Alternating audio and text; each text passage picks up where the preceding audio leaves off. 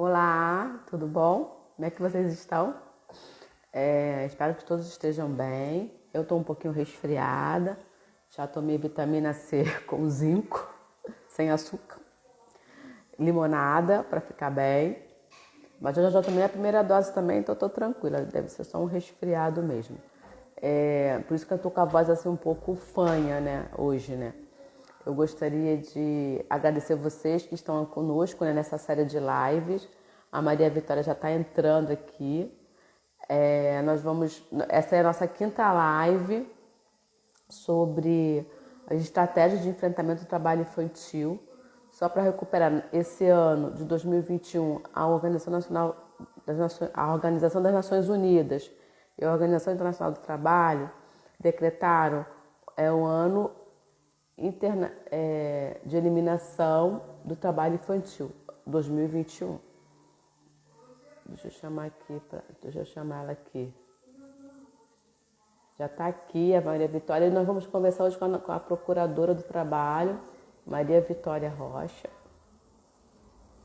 Estou tentando chamar ela aqui.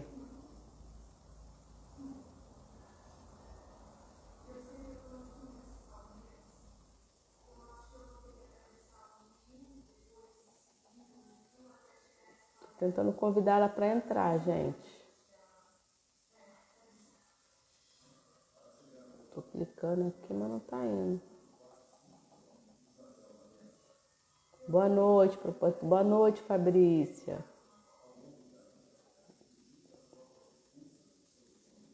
E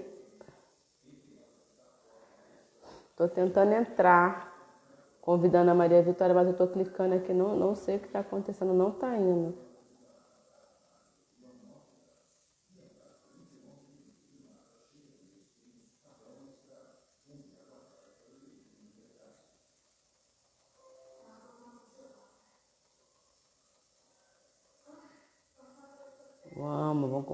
Convidei, mandei o convite, agora ela vai estar entrando para fazer conosco aqui essa live. Então, como eu estava dizendo, né? Olá! Oi! Oi, tudo bom, Maria Vitória? Tudo bom, Maria? tudo. Você, Vânia? Tudo bem, tá tudo ótimo, graças a Deus. Eu estou um pouco fã, eu estou um pouco resfriada hoje. Coitada, você falou, eu ouvi, eu estive assim, Vânia, semana passada, inclusive com conjuntivite, que eu não tenho, ó, há anos, tive uma vez na vida. Tive que parar no oftalmologista e tudo. Mas agora estou bem, graças a Deus melhorei. Mas acho que é baixa de imunidade mesmo, porque Talvez. Muito trabalho, muita coisa, mesmo online, em casa, né? Então a gente trabalha muita mais. aula, muita reunião. Muita audiência, reunião. Muita coisa. Então, Maria, eu estava falando aqui, nós temos aqui presente alguns alunos meus do serviço social, ex-alunos, pessoas que acompanham o trabalho do Instituto, alunos da Universidade de Vassouras que estão aqui conosco. Nós estamos tratando esse tema. Nós escolhemos esse tema porque nós vemos, né, o aumento de crianças e adolescentes no trabalho infantil, principalmente nesse período da pandemia, né, porque não vão para a escola, a questão do desemprego dos pais que aumentou, né? Então, assim, várias determinações, né? Então, eu queria entender, e eu comecei a estar, vou fazer uma série de live, vou me inspirar, né, inspirar as pessoas, e eu estou gostando muito, né? Então, eu quero agradecer muito a tua presença aqui. Eu queria que você falasse um pouco, né, para os meus alunos, para as pessoas que estão assistindo, que seguem aí o nosso trabalho, né, qual o papel, né, como você, né, se fez procuradora do trabalho, né, fala um pouco de você, da sua trajetória, da tua formação, né, e depois a gente vai conversando mais. Tá bom. Eu que tenho que agradecer o seu convite e gostei muito, muito obrigada. Nós já nos conhecemos, né, através do FEPER, do nosso fórum, que nós fazemos parte estadual de erradicação do trabalho infantil. E meu nome é Maria Vitória, para quem não me conhece. Eu sou procuradora regional do trabalho, sou membro do Ministério Público do Trabalho, sou a decana, né? Isso a gente fala em segredo. Sou a decana. Baixinho, mas eu entrei jovem, eu tenho 45 anos no Ministério Público. Tá? Silêncio. Não, mas isso me dá muito orgulho de eu estar trabalhando e estar podendo ajudar as pessoas naquilo que a gente pode, no nosso trabalho. E eu entrei com 25 anos, eu fiz 71 anos em dezembro. Então, eu estou com Parabéns. 45 anos, obrigada. E nós começamos, na época que eu entrei, a gente só atuava no segundo grau, só no tribunal. E eu fiquei mais de 20 anos atuando no segundo grau. Chefiei e coordenei também o estágio acadêmico. E depois, quando foi em 2000, foi quando meu neto tinha 1 ano. Eu gravei bem, foi em 2003. Os amigos, os colegas diziam, vem para o primeiro grau, vem que você gosta tanto. Sempre gostei muito de criança, sempre, desde pequena. E ela disse, eu disse, olha, se tiver uma vaga na erradicação do trabalho infantil e regularização do trabalho do adolescente, eu quero. E aí passaram-se os meses e veio o convite. Pessoal, vamos. Aí eu fui, e estou até hoje. E vou me aposentar nele, quer dizer, portanto, tem 17 anos. Eu fui substituir então você tem colega.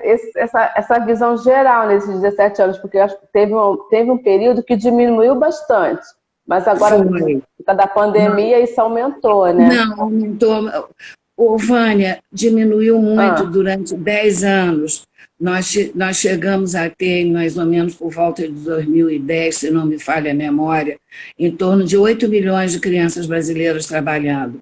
Mas agora, graças a Deus, ainda tem muito, mas diminuiu, estava em torno de 1.800.000. 1.800.000 crianças trabalhando. Mas com a pandemia, nós temos certeza que aumentou, inclusive saiu agora um estudo que recebemos hoje da OIT, da ONU, que infelizmente aumentou. Não só no Brasil, não, no mundo inteiro. No mundo, né? Também nos países continentes pobres, né? América Latina, África, alguns países da Ásia, que são os países que realmente têm mais crianças trabalhando, né? Como a Índia, Paquistão, e na África, e aqui no nosso país, infelizmente, na América Latina ainda tem muito também. 1.800.000 é muita gente, é muita criança. Diminuiu sim, mas ainda tem muita gente. Eu quero chegar um dia, se Deus quiser, que nós estejamos assim, zero. Não tem mais nenhuma criança trabalhando. Criança tem que estudar. Quem trabalha são os adultos. Criança, porque eu ouvi de uma colega ontem uma frase muito bonita que ela disse, o trabalho rouba a infância. A criança que trabalha, ela não tem infância. E com essa pandemia, infelizmente, aumentou, porque com o desemprego, eles estão muito, coitadinhos, ajudando as famílias, os pais. Eu estava conversando com duas mães, né? E tentando mostrar para elas, né? Que não deveria colocar as crianças para vender, trabalhar, que são crianças, que estão expostas à violência, ao aliciamento, ao abuso, né? Porque ficam de noite. É uma série de coisas. Elas falam assim, mas eles querem. Eles querem, lógico, porque eles são seus filhos, eles vão ver e vão querer. Vocês precisam, vamos ver uma outra estratégia para vocês tirarem eles dessa situação. E por isso que eu acho importante esse trabalho, a gente falar aqui, porque às vezes parece que é uma coisa, as pessoas dizem, ai, que bonito, que lindo. Não é bonito, a criança está estudando, não. Exatamente. A criança está estudando, está na escola, está brincando, está sendo cuidada, isso é que é bonito. Uma criança está trabalhando, principalmente, aonde for, e na rua, ela está exposta à violência sexual, a abuso, a sequestro, a milhões de coisas trágicas que a gente sabe que elas estão expostas. E criança não tem que trabalhar, de jeito nenhum. Tem que ser encaminhados os pais, a mãe, o pai, enfim, o responsável por ela é que tem que estar trabalhando. A criança jamais. Até os 14 anos, em hipótese alguma. A partir dos 14 anos, nós temos a aprendizagem. Se você me perguntar, é maravilhoso? Não, eu não queria que tivesse. O que eu queria era que elas estudassem, fossem, até elas terminarem o colégio e terem o caminho delas, seja escola técnica, seja uma universidade, seja esse caminho. mas, pelo menos, o que nos consola um pouco, a gente que trabalha nessa parte infantil e de criança, é que a aprendizagem ela vai ter um ensino, uma profissão, em que ela pode mais tarde, ela pode, às vezes, ela é até convidada pela própria empresa, porque a empresa se esquece que ela com isso vai ter um empregado qualificado por ela mesma. Muitas se convidam, outras não, mas eles vão poder desfrutar no mercado de trabalho. Eu tenho um colega meu que eu lembro quando a gente estudava na General Osório, quando eu estudava na General Osório, teve um programa de jovem aprendiz do Banco do Brasil. E ele foi selecionado, e ele foi. Né? Ele hoje ele continua no Banco do Brasil, ele está no alto escalão do Banco do Brasil, e ele entrou como jovem aprendiz. Tá vendo? Entendeu? Não, então, assim, eles muitos são existe esse caminho da aprendizagem, né? Então, você atua mais nisso, né? Na proteção ao jovem trabalhador. Fala um pouco mais do seu trabalho. Nós somos 3 colegas, porque a Procuradoria, nós temos núcleos. Então, o nosso núcleo de erradicação do trabalho infantil e a regularização do trabalho do adolescente, nós somos 3 colegas, eu, 3 amigas, a Dulce Tozek e a Daniele Kramer. Nós somos as 3. Então, a gente recebe igual, mas dividimos, assim, as nossas reuniões, os lugares que nós vamos, né? As instituições, os órgãos que a gente faz parte. Eu sou do FEPET, do Acordo, né? A Dani e a Dulce têm outras 2 instituições. Então, é que a gente vai trabalhando, vai ali atuando. Com o grupo, então, a gente vai... Porque esse trabalho de erradicação do trabalho infantil é um trabalho de equipe. Somos nós, junto com a auditoria fiscal, com a superintendência, com vários órgãos. O Acordo, por exemplo, tem o tribunal, tem a associação, a AMATRA, né? Na parte do FEPET também a superintendência, tem a Secretaria Municipal de Assistência Social, tem vários órgãos que nos ajudam, né? Que nós formamos um grupo para trabalharmos nisso. Mas a aprendizagem tem 2 coisas importantes na aprendizagem. Uma, ela evita a evasão escolar, porque o jovem tem que estar estudando, entendeu? Ele tem que estar estudando. E outra, que ele pode, se ele não conseguir ser contratado na empresa dele, tudo bem, ele vai concorrer no mercado de trabalho, ele vai poder ver, vai mudar a perspectiva de vida dele, ele vai ter uma profissão, uma coisa que ele possa concorrer e amanhã ele fazer outras coisas, ele escalando, ele vai fazer aquilo, outras coisas que ele achar melhor, que à medida que ele for se aprimorando, for estudando, for tendo conhecimentos, né, conhecendo pessoas, podendo fazer um curso. Né? Mas para ser aprendiz tem algumas condições, né? Qual é a sua lei da aprendizagem? Por que a empresa, né, tem essa fiscalização? As empresas, elas aplicam a lei da aprendizagem no Brasil? Isso é de fácil adesão ou não? Como é que é no Brasil? Ô, Vânia, é obrigação, né? É lei desde 2000, né? Há 21 anos que tem que ter, né? Mas tem algumas empresas que sim, mas outras são muito recalcitrantes. Se você me disser, as grandes instituições, as grandes empresas, são até mais fáceis da gente conseguir. Pode demorar um pouquinho, mas são mais fáceis. A média e pequena empresa que são mais complicados. Apesar que a microempresa e a pequena empresa, de acordo com a sua rentabilidade anual, elas não têm obrigatoriedade. Tá? E, por exemplo, só tem uma empresa a partir de 7 empregados. Até 7 empregados ela não é obrigada a contratar. Agora, a partir disso, ela tem que contratar de 5% a 15% do número de empregados que tenham formação profissional, excetuos, nível superior, cargo de gerência, cargo de técnico. Né? Então, as outras não. A CBO, a classificação brasileira de ocupação, o CBO, eles é que fazem a parte toda, eles te dizem todas as profissões que têm que ser contratadas. Tá? Por exemplo, vigilante, uma empresa de vigilante. Se for contratar só na parte administrativa, são 1 ou 2 só. Não. A CBO, ela prevê a parte toda de vigilante entra. Só que o menino jovem não vai ser vigilante.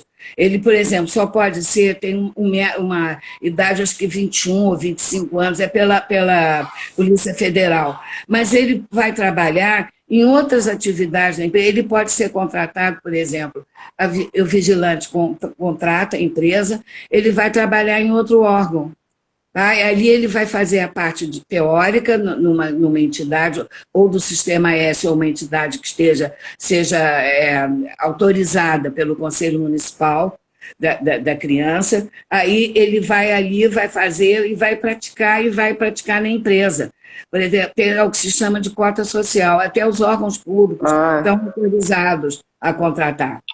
Tá? Então, vamos lá, só para explicar. Então, a idade mínima é 14 anos de 14 a 24. De 14 a 24 anos. Então, pega jovens também. Né? Pega jovens. Aí essas empresas chamam esses jovens têm que, junto com esse trabalho que eles vão aprender, que é na modalidade de aprendiz, eles vão ter também o acompanhamento, a preparação no trabalho. Vai ter uma organização paralela. Eles são, o jovem, ele vai, a maioridade trabalhista aos 18 anos. A partir de 14, ele pode como jovem aprendiz. Mas empregado, ele só pode a partir dos 16 anos. Estagiário também a partir dos 16 anos. Então, ele como empregado, mas dos 16 aos 18, ele tem restrições. Ele não pode fazer hora extra, ele não pode trabalhar à noite, ele não pode trabalhar na rua, tá? Por causa da parte psicológica, moral e física dele. Por exemplo, antigamente tinha muito, hoje em dia acho que tem menos, boy, né? Levava dinheiro para depositar no banco da empresa. Não pode, o menor não pode utilizar, ser exposto a assaltos, enfim, a essa responsabilidade de carregar dinheiro. Né? A partir de 18, sim.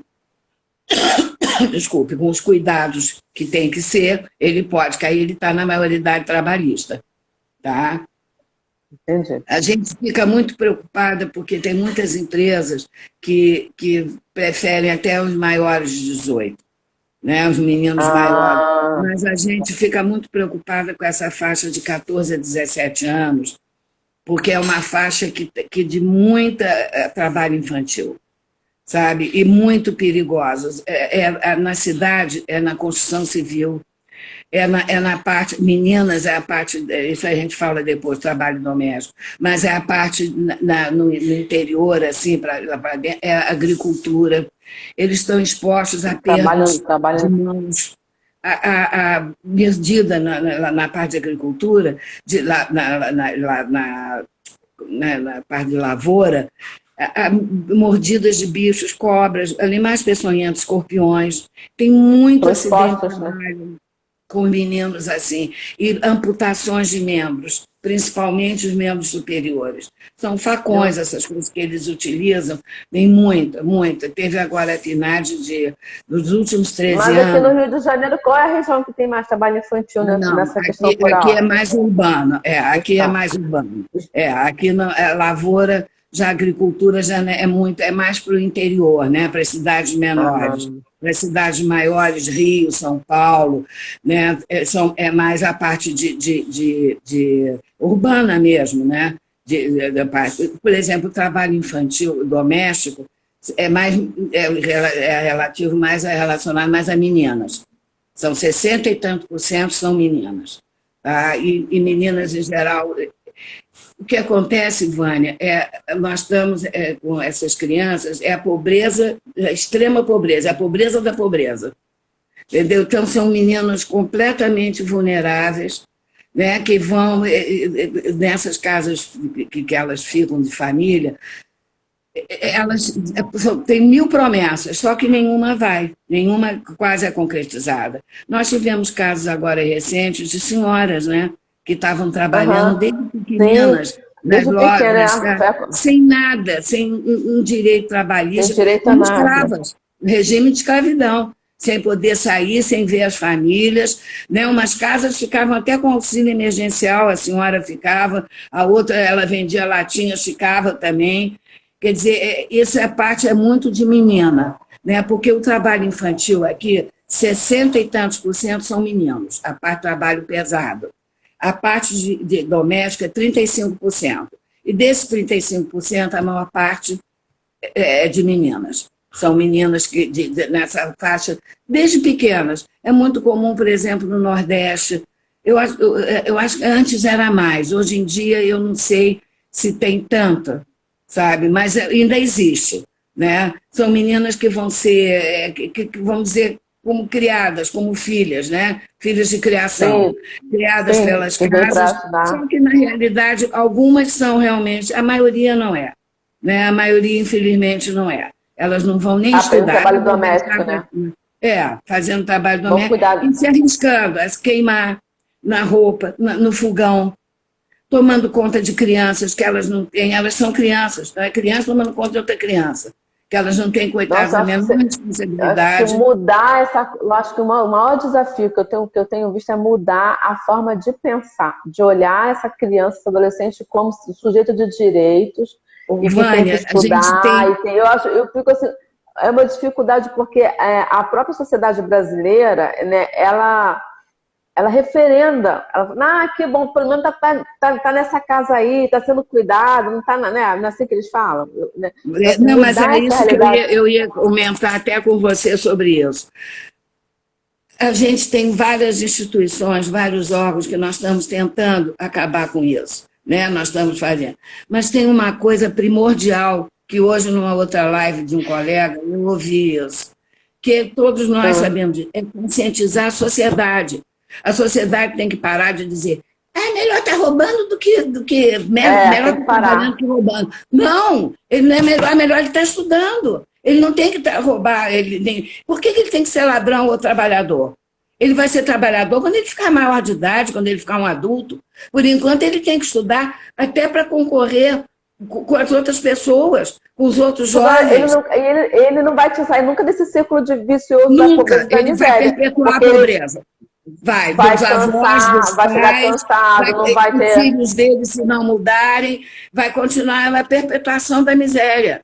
E o nosso país é um país muito desigual, e sendo que eu li outro dia que o estado do Rio de Janeiro está o campeão, infelizmente, dessa desigualdade.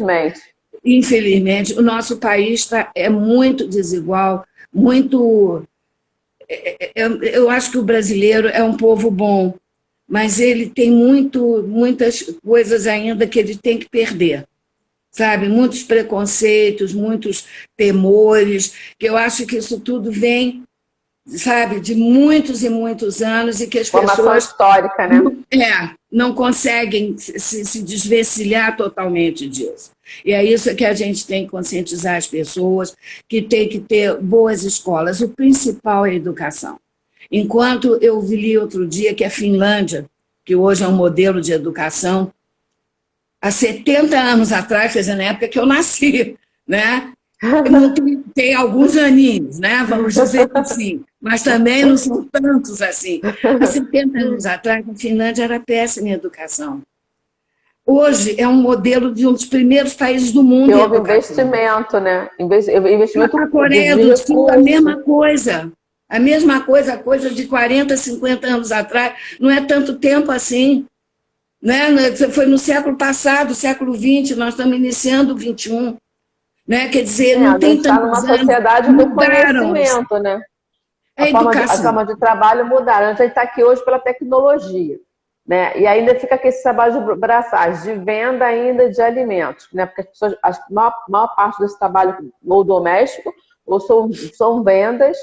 Né? E aqui na questão também no Brasil tem a questão do varejo do tráfico de drogas, que também acho que os adolescentes também estão sendo mais piores formas de trabalho infantil. Pior forma de trabalho infantil também. Tanto né? Então, o trabalho doméstico como drogas e outros. Hoje mesmo eu recebi 2 telefones de 2 mães que não sabem, né, que não sabem o que fazer com os filhos que estão envolvidos. Eles falam envolvido, que é o termo que eles usam, né? E a gente fica assim. Mas não é só nós como instituições, né? Como professora, eu estou ensinando meu aluno, por isso que eu trouxe você aqui para falar, porque eles podem trabalhar com isso, podem ter essa formação, né? Mudança, né, de olhar sobre o trabalho infantil, considerar realmente exploração e pensarmos estratégias juntos, né? Eu acho que a gente vai ter uma ação no CEASA, né, no dia 15 de junho. É. E a gente vai estar, porque o SEASA é um lugar que tem muitas crianças e adolescentes em situação de trabalho. Eu tenho um inquérito deles para aprendizagem, dos SEASA, blocos, né? No SEASA. Agora, você agora falou uma coisa, Vânia, que é uma verdade. Uma das maiores causas do trabalho infantil, uma das maiores consequências, é a exploração sexual, é o abuso, não só no trabalho doméstico, como em tudo, na rua, em todos os lugares. Meninos também, mas a maior parte meninas. Né? Então, como é que nós vamos deixar... O Brasil cresceu em violência sexual, em estupro de crianças, de meninas. Isso é inadmissível, isso não pode continuar. Não pode. Não pode continuar. Entendeu? Isso é uma coisa que nós temos que ter uma ajuda. Eu acho que os governos federais e estaduais têm que ajudar mais. Eu acho que parece que a ajuda maior é dos municípios. Né? Tem que haver eu acho que na mudança da política, né, da política social, no atendimento, ficou muito com o município, ficou muito com assistência. E a assistência não recebe muito recursos financeiros. Não estão recebendo. Foram compradas várias verbas. Vários recursos. Como é que vai fazer o trabalho? Aqui no Rio, nós falamos do CREAS na semana passada, que é o Centro de Referência Especializado em Assistência Social. Né? E aqui no Rio, 1,9% é o orçamento. Não sei, agora vai ter o PPA, tá aí, né? Tá tendo plano plurianual, vai ser feito agora, né? Na próxima gestão. Então é preciso pensar. Está tendo reunião do plano diretor na cidade. Então é preciso as pessoas irem nessas reuniões e falar, nós queremos verbas e recursos para enfrentar a situação do trabalho infantil, da exploração sexual da criança e do adolescente e fortalecer as famílias, porque eles têm famílias. Né? E aqui no Brasil a questão não é o abandono de... Não tem órfãos. É aquilo que existe, a família empobrecida na miséria que lança essa criança, esse adolescente em trabalho. Para ajudar né? Ajudar as famílias. Né? Eu acredito que não seja nem por maldade dos pais. Né? Muitos são para ajudar mesmo. Você estava falando do menino que vende coisa na rua, né? Não pode, a gente tem que encaminhar, porque tem o Conselho Tutelar, tem o CRAS, o CREAS, encaminhar para ajudar, inclusive, para os adultos, ajudar as crianças e, com isso, também os pais para tirá-los do trabalho infantil. Por exemplo, você quer ver uma profissão que é fundamental, que é uma pena agora estar com esse problema da pandemia, é professora. Ela é fundamental, não só no trabalho infantil, como na violência sexual, na exploração da criança. A criança o dia todo na escola, Não, além do dia todo, a criança sinaliza. O adulto que não se espante, não se engane, achando que a criança não sinaliza. Ela sinaliza sim. Ela mostra qualquer coisa em que ela esteja ruim. E há professoras que conhecem, que não só sabem lidar com criança, conhecem aquela criança especificamente. São alunos dela.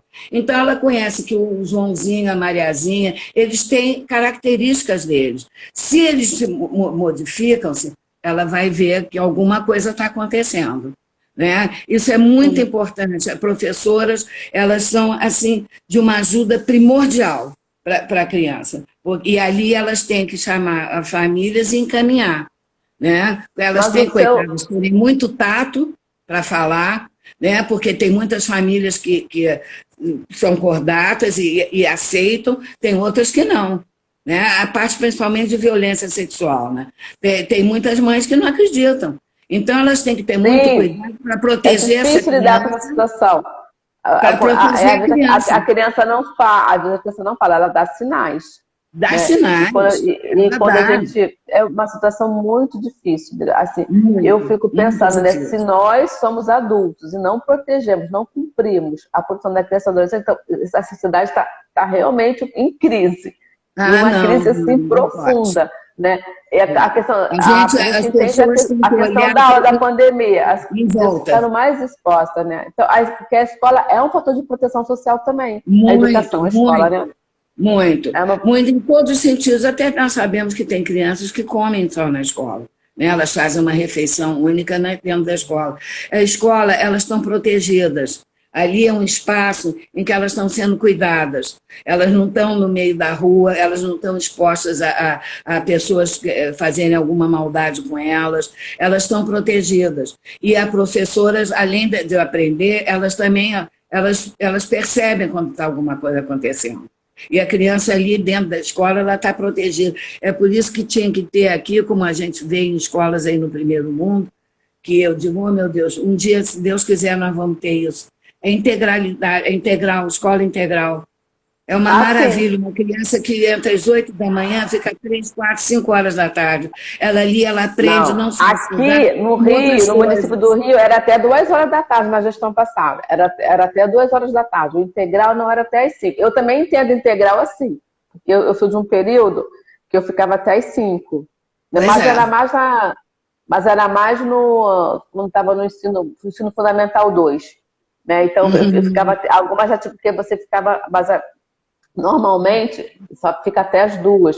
E também, né, tem que ter, para quando ficar integral, tem outras atividades para a criança fazer, claro, né?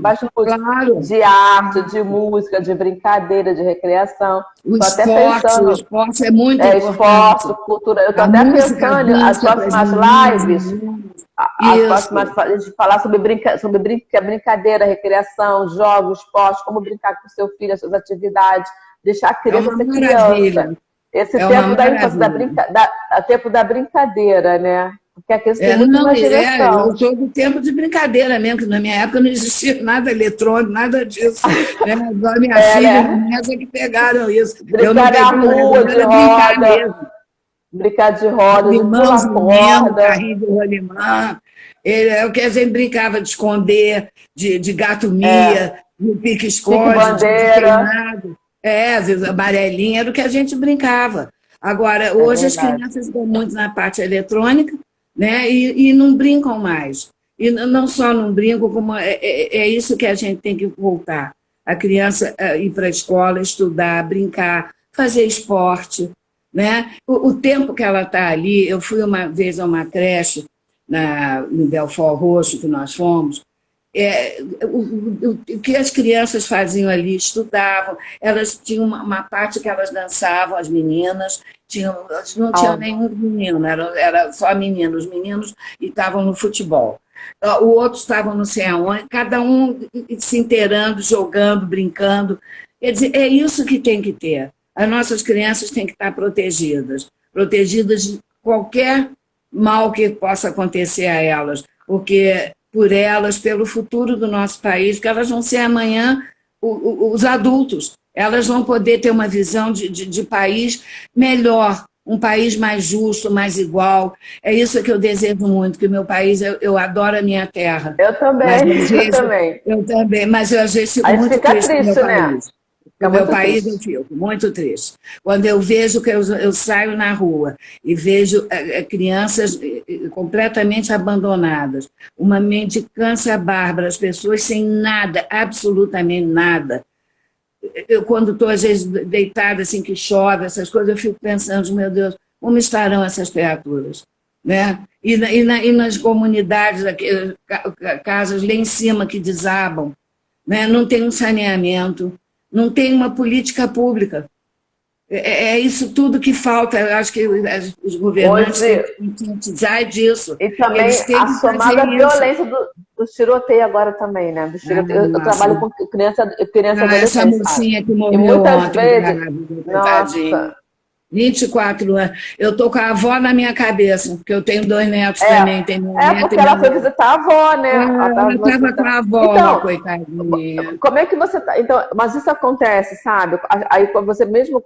Hoje é pandemia, mas quando não é pandemia, são os tiroteios muitas vezes nas áreas das favelas, e as crianças chegam aqui, às vezes, tremendo, assim, ó. Eu tô aqui com tiroteio. Porque elas ficam ouvindo aquilo, porque elas escutam. Né? E às vezes é dentro da casa delas, passam por cima da casa, né? Então, assim, uma situação.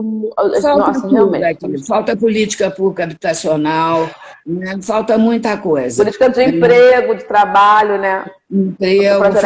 Porque no caso, assim, as empresas. A informalidade está muito grande, né? Você trabalha acompanhando a aprendizagem, não é isso? Uhum. As empresas que... Mas será que as empresas também, elas entram em crise? As empresas também, né? Tem empresa, o Brasil Tem também muita tem... pequena empresa fechou, né?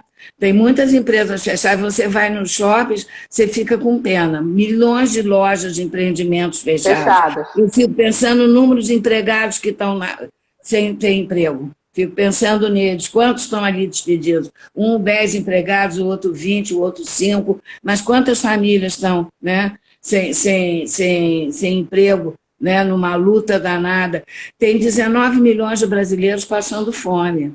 40 e tantos que estão assim, sabe, vou comer hoje um ovo, amanhã não sei, hoje eu vou almoçar, não sei se vou jantar. Ontem eu ouvi a pessoa falando assim, eu não tenho nem pão para comer. Ontem vieram falar comigo.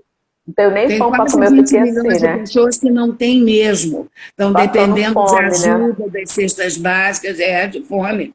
E o Betinho falava, quem tem fome tem pressa. A gente já teve no mapa da fome e agora retornamos de novo, né? Estamos saindo, já voltamos, né? Estamos voltando, né? Nós saímos em 2014 no mapa da fome. Saímos. E, infelizmente, parece que vamos voltar, né?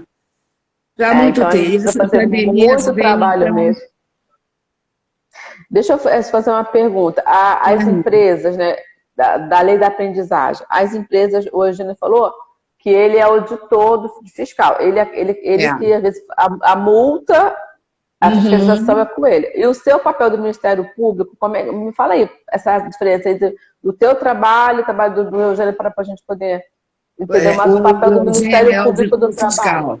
Ele é da Superintendência Regional do Trabalho e nós somos do Ministério Público do Trabalho. Então, assim, o Eugênio, ele fiscaliza as empresas, ele multa ou não, ele aí vai mandar contratar. Muitas vezes, eles mandam para nós, quando eles veem que não estão fazendo. Aí eles mandam, e a gente chama também empresas assim, a gente faz um mapa, chama, né, as empresas, vamos chamar o núcleo tal, o segmento tal, né? E a gente recebe muitas denúncias também de empresas que não estão contratando. Aí a gente Mas é pelo Disque 100 essa denúncia? Como é que é a denúncia? Também tem, o Disque 100 tem para a parte do trabalho infantil, todos os tipos de denúncia. Mas a empresa que não está contratando? Também pode ser pelo Disque 100, pode ser denúncia feita diretamente para nós, pelo nosso telefone ou site, que eu vou deixar aqui depois com vocês. A denúncia de qualquer tipo de irregularidade trabalhista. Mas aí a gente chama, tem essa notificação de fato, aí a gente ajuiza, a gente abre um inquérito. Né? Nesse inquérito, nós vamos vendo. Pode ter, claro que a gente eles vão provar, não vão provar, vamos conversar, vamos ver quantas funções eles têm, quantos empregados têm determinadas funções que requerem, né, número de contratados de aprendizagem, de jovens aprendizes. Aí a gente pode fazer um termo de ajustamento, quer dizer, a empresa se compromete conosco que num prazo X ele vai contratar um número Y de aprendizes. Ótimo. Se ele de todo não quiser, desculpe, isso é o restinho da gripe, aí a gente ajuiza a ação civil pública. Aí os juízes vão resolver. Pode, no final, a gente fazer um acordo com eles, aí se chama acordo judicial, não é TAC é quando é conosco, na procuradoria, quando é no inquérito. Está no inquérito ainda. Quando lá aí a gente faz um acordo, o juiz homologa e a gente, em geral, dá um prazo. Quando é uma empresa grande, por exemplo, a gente dá, por exemplo, tem que contratar 700, 800 aprendizes. Aí a gente dá um prazo, que eles não vão contratar da noite para o dia 800 aprendizes. Aí pergunta... 800 aprendizes é bastante aprendizes. Ô, Vânia... Mas consegue, porque assim, a questão também que não está falando de educação, né? Eles não fazem... Quando fui assessora de uma unidade de acolhimento e encaminhava os jovens, né, nessa unidade de acolhimento de medida de proteção social, medida protetiva, né? Medida socioeducativa não, que é diferente, né? Aí ele tá ali naquele lugar porque tem questão de risco, mas está na idade de ser jovem aprendiz, né? E eles não tinham escolaridade, eles não ficavam.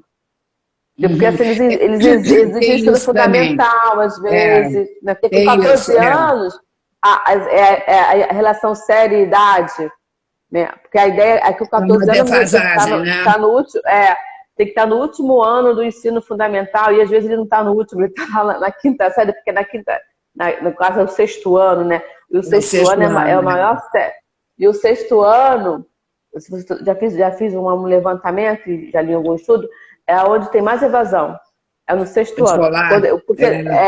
Quando eles ficam do primeiro ano até o quinto ano, que é a antiga quarta série, eles ficam porque é uma professora só. Mas quando eles fazem isso, que vão, porque vai para são outros professores, outros conteúdos, né? É uma linguagem mais adultizada. Mais adulta, E aí você soma essa questão do trabalho, da vida lá fora, né? Que às vezes nem é vida, né? É uma exploração. E eles acabam fazendo a evasão. E aí é quinta e sexta série, normalmente, que é essa a idade, né? E aí quando vai para jovem aprendiz, não consegue, porque eles querem ou terminar no ensino fundamental ou já no ensino médio. É isso que a gente também fica muito preocupada com isso, né? Com essa parte dentro dessa exigência, às vezes, né? Por exemplo, do sistema S tem muito isso, essa exigência de... São meninos que... Né, tem outro tipo de vida, outro tipo de educação, mas tem, por exemplo, as entidades formadoras, tem muitas instituições que contratam, e elas têm a parte de teórica e depois mandam para as empresas. E aí é mais fácil. Elas vão fazendo o que muitas escolas, essas instituições fazem, esses institutos é o pré-aprendizagem. É ensinar como entendi. Sabe, pré-preparação para o mundo do trabalho. Entendi. Eu faço esse trabalho aqui também. A gente faz aqui. Vocês fazem também, né? Porque isso é muito importante, Vânia. Porque Mas a gente esbarra aí, porque a gente esbarra aí. Quando eles vêm para cá, o grupo que nós trabalhamos aqui, eles não tinham escolaridade. E aí a gente começou a preparar ele para o Enseja. Né? Porque ele já tinha 16 anos, vamos fazer o Enseja, já que você não vai botar. Aí a gente faz preparatório para o Enseja. Enseja é aquele certificado, né? De educação de jovens e adultos. Jovens e adultos.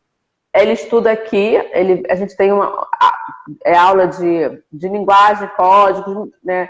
Linguagem da natureza, linguagem das ciências, que é pedido, né? Por esse exame. Eles fazem, né? E eu gosto muito, tem até a história dele aí no nosso Instagram, no Facebook do Instituto. Ele foi estagiário do IBGE.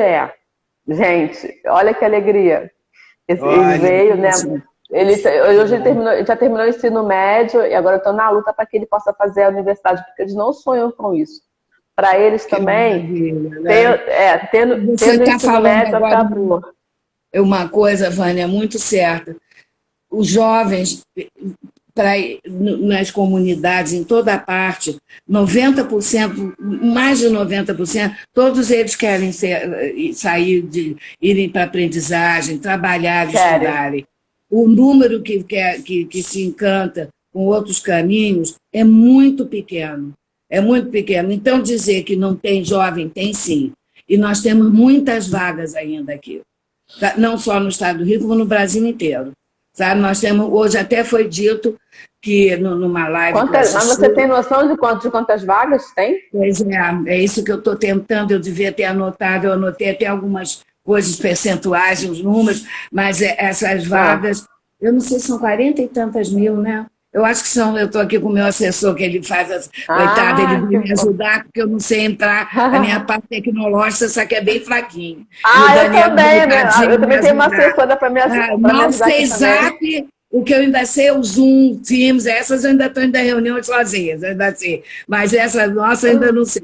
Mas eu acho que tem, Vânia, ainda em torno, tem 50 e tantas mil que estão a ocupar, são 40 e poucas mil vagas ainda que tem de jovens aprendizes. Tem muita vaga. Tem muita gente para nós colocarmos.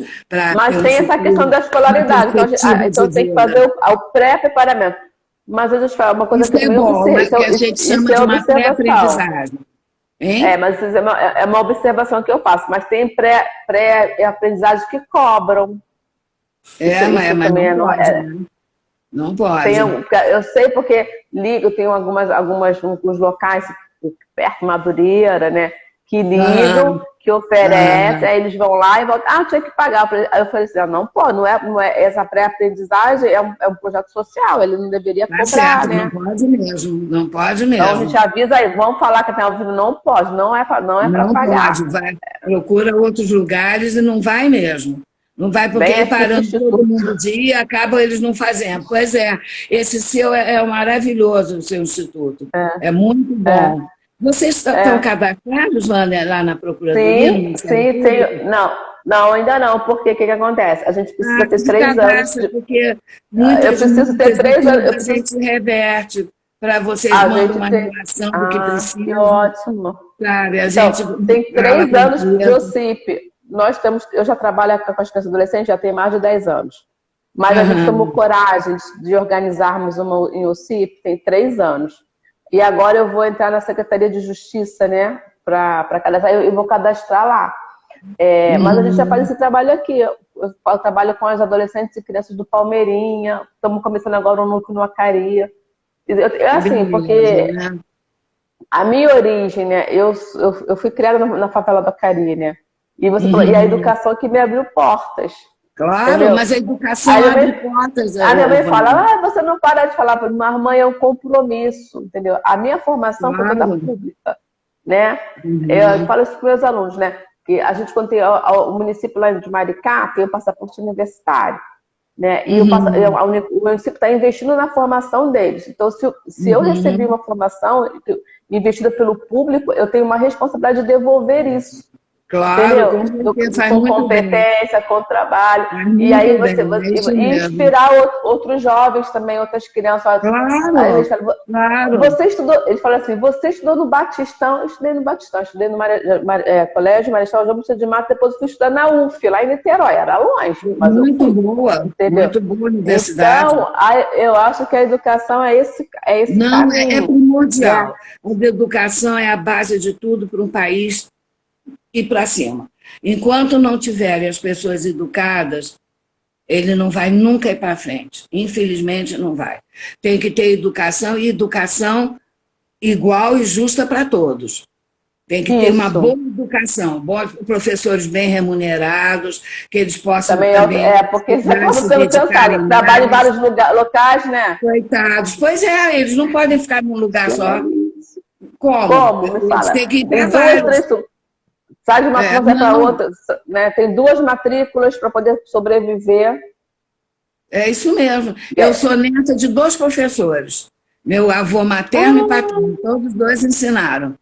Meu avô na Escola Naval e o outro na Universidade do Amazonas, que a família do meu pai é toda de Manaus. Meus avós eram piauienses e meu pai e os irmãos eram de Manaus. Meus avós estão enterrados em Manaus. A família de minha mãe é daqui do Rio, mas o meu pai todo é lá. Então, meu avô ensinava lá e o outro, meu avô, pai de mamãe, era aqui da Escola Naval e do Colégio Militar, descritiva. Ele é matemática, né? Sou neta de 2 professores e acho que é uma carreira belíssima. Belíssima. Você ensinar é muito bom. Transmitir conhecimentos, né? Tão bom. Eu me lembro de todas as minhas professoras, mãe. Todas. Você lembra?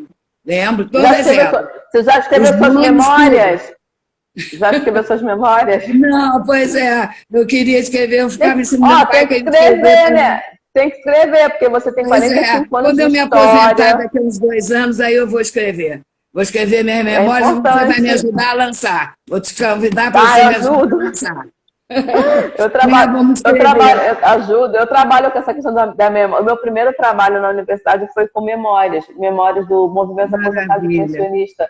Aí eu fui entrevistar eles, mas já tem tempo, né? Porque eu já tenho 25 anos de formada já. Mas e aí você é bem nova. Formei jovem, Aí, e é muito interessante porque eu sempre gostei de ouvir, de escutar as histórias. Eles falaram Depois eu faço uma live falando do movimento dos aposentados e pensionistas, senão eu gosto de falar muito dessa história. Porque são os idosos atuantes, que trabalham, que transformam, que acreditam no Brasil, que estão atuando, né? No teu caso, você Eu está ainda acredito nativa. muito. Eu acredito, eu tenho muita fé em Deus, muita esperança. Eu não sei se eu irei ver, mas que os jovens, nossos filhos e netos vão ver. Toda a minha filha, meus netos, e todos jovens, todos vocês, jovens brasileiros, vão ter um país mais justo, mais igual. Tá mudando. Mas isso é um processo mesmo que demora, é a longo prazo, é médio a longo prazo. Mas graças a Deus está mudando. Educação, ciência, tecnologia, né? Também. E essa questão da lei de aprendizagem, eu acho que fica para hoje, né, a idade de 14 a 24 anos, que você pode fazer o pré-preparamento para essas vagas. Justamente isso não é pago, não precisa cobrar, não precisa pagar. Não é pago. É gratuito. Tá? E que a gente vai das empresas, vamos conseguir, sim, as empresas, muitas já estão se conscientizando, porque, inclusive, Vânia, é o que eu digo, é obrigação, é lei, né? Não é favor. Não é favor, absolutamente. As pessoas têm que se conscientizar. É lei, tem que ser cumprida. E vamos não só cumprir a lei, como ser cidadãos. Vamos ajudar o nosso país, vamos dar perspectiva de vida, um futuro para os nossos jovens, para que não continue perpetuando sempre aquela dificuldade, a falta de uma perspectiva de um futuro, a falta de vontade, né, de dizer, puxa, eu vou tentar, eu vou fazer, eu vou ser. Eu vou adiante, eu vou no que eu quero. Né? Não é só ficar eu gostei de conversar com você, já está acabando aqui, já está no final. Que pena, eu que adorei. Vai passar rápido, né? Muito. Eu gostei. Eu agradeço vamos nos encontrar, estamos lá no fórum, no FEPEC, a gente vai ter um seminário, né?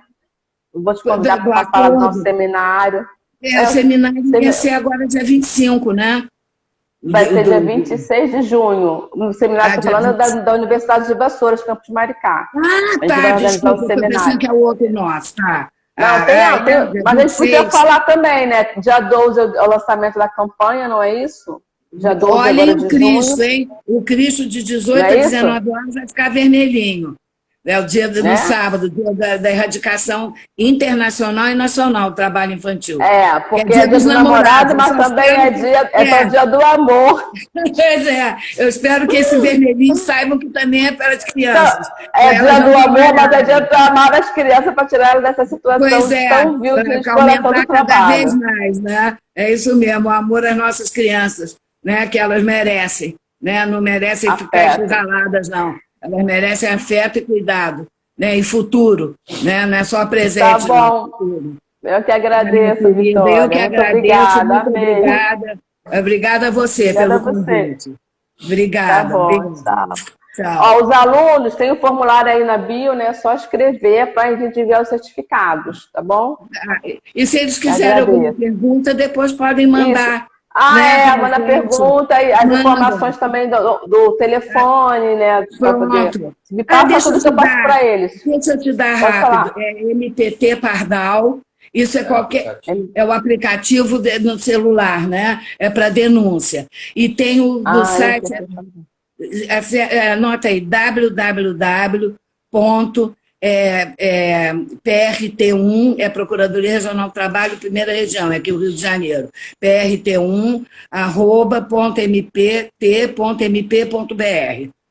Quer que eu repita? Tá. www.PRT1 algarisminho, tá? .mpt, né? Ministério Público do Trabalho, mpt.mp, Ministério Público.br. E tem o @pardal, que é o aplicativo, tá? Que é qualquer tipo de denúncia vocês podem fazer, de criança e outras irregularidades trabalhistas. Porque a denúncia não é para punir, a denúncia é uma medida educativa também. Não, e por favor, inclusive a parte não pode ser anônima, não é obrigada a pessoa se identificar, não. Tá? Inclusive de crianças sendo violentadas, tudo pode, porque esse é muito para o Disque 100, né? Mas pode também, porque a gente encaminha Se for exploração comercial, é conosco. Se não for, a gente encaminha para o Ministério Público Estadual, para outros lugares. Tá ótimo. Tá bom? Tá bom. Obrigada, então. gente. Tchau, gente. Até a próxima. Beijo. Até a próxima, Beijo, se Deus quiser. Beijo, tchau.